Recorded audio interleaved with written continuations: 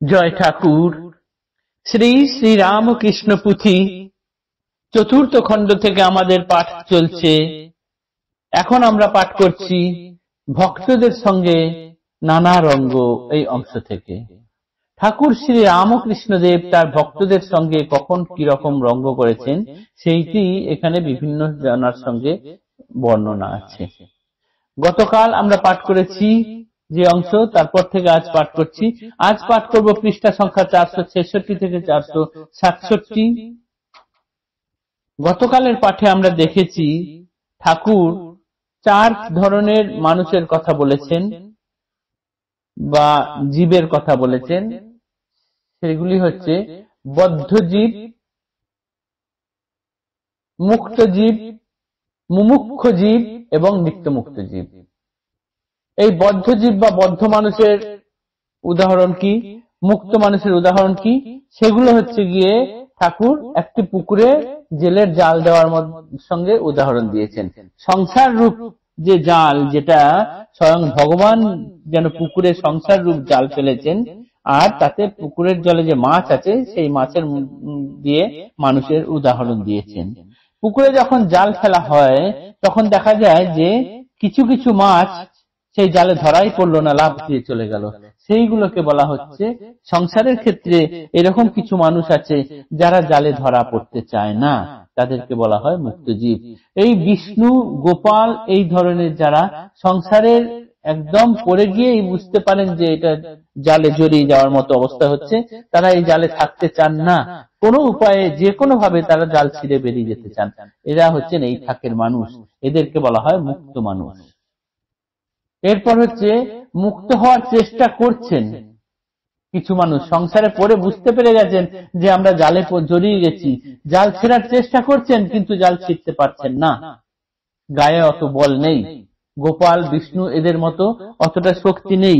যে সকল মাছ লাফিয়ে চলে গেল, জাল ছিঁড়ে চলে গেল, সেই সকল মাছের মতো অতটা শক্তি নেই, অথচ চেষ্টা করে যাচ্ছেন, অর্থাৎ ভালো কাজ করে এগিয়ে যাওয়ার চেষ্টা করছেন। তাদেরকে বলা হয় মুমুক্ষ মানুষ বা মুমুক্ষ জীব।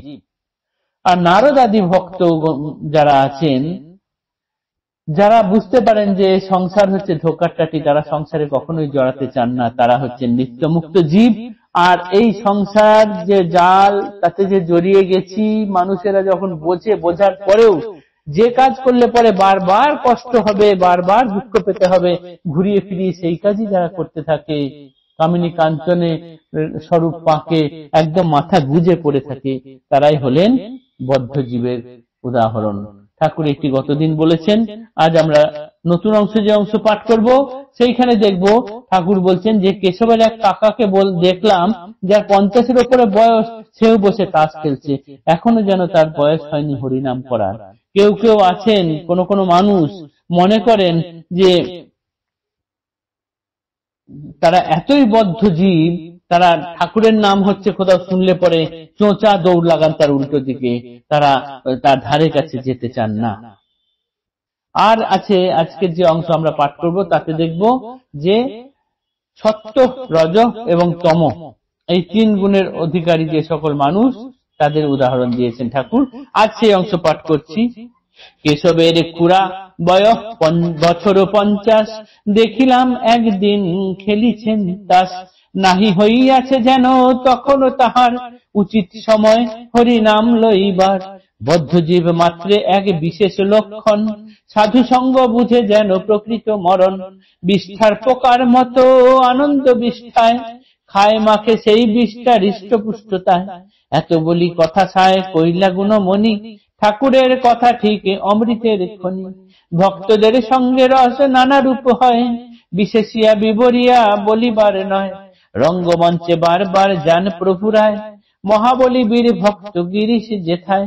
অকুত সাহস স্নেহ আপনার ভাবে, মনে যেন আসে তেন কোন প্রভু দেবে। অনন্ত বিশ্বাসের হৃদয়ে নির্ভয় মন, তমগুণী ভক্ত তিনি প্রভুর বচন।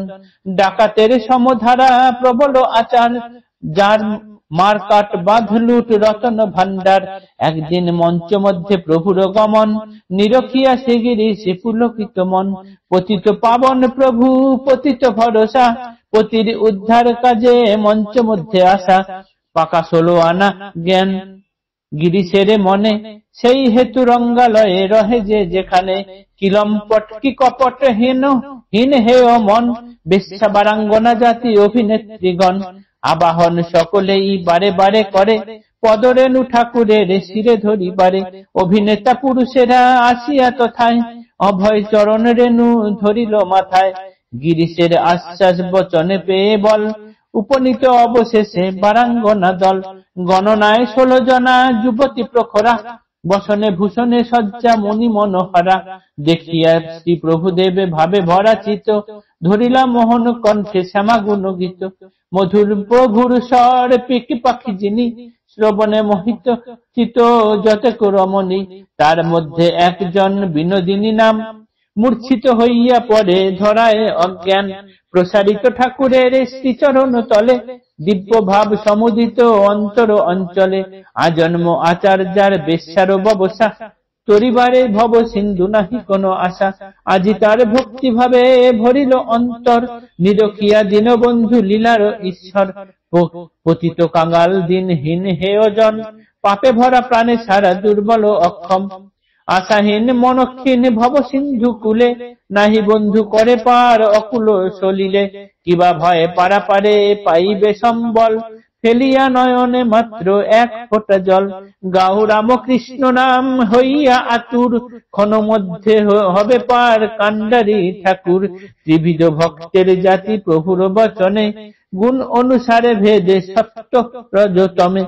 সত্য মূলাত্মক ভক্তি যেখানে বিকাশ, বাহ্য আড়ম্বর তথা একেবারে হ্রাস। দীনতার আবরণে গোপন আকার, শিষ্ট শান্ত অমায়িকে আলোক আচার। রজগুণে আড়ম্বর বহু ভক্ত পায়, গলায় রুদ্রাক্ষ দুলে তিলক নাসায়। বহু পূজা